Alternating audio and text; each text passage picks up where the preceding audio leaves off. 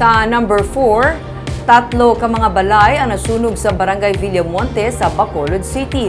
Duha ka hinuptanan nga ido ang napatay. Naalarma ang mga residente sang 4th Road sa Barangay Villamonte sa magluntad ang sunog kaina sang aga. Sa cellphone video nga kuha ni Jeffrey Fernandez, makita ang pag-ibwal sa kalayo sa compound sang Pamilya Abrico kag Bingguan nga malapit lang man sa ila puluyan. Pila sa mga residente nagbulig sa mga nagresponde nga bumbero agud mapalong ang kalayo.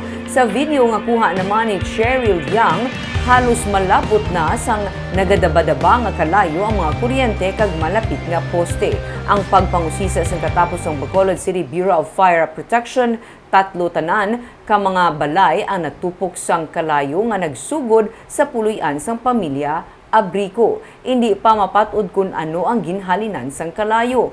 Duha man ka mga ido nga Shih Tzu ang napatay sa sunog. Ginabulubanta nagdangat sa 1.5 million pesos ang halit sang kalayo.